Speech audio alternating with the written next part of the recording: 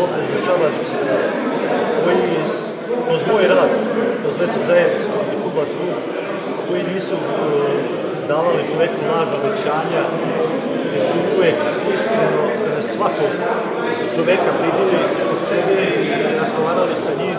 To sam prišao u pobedi za Šabac, da se uradi nešto za lokal. Večera su se okupili predstavnici koalicije Pobede za Šabac, da su pričali sa meštanima sela Jeleniča.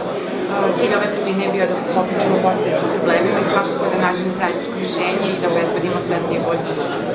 Drago mi je da gde god dođemo, sala je prepuna i ono što mi je još draže jeste da su ljudi pozitivno raspoloženi i ono što ja najviše volim na ovim tribinama jeste kad se završi ta govorancija, neposredni kontakt sa meštanima i ono što mogu da čujem od njih.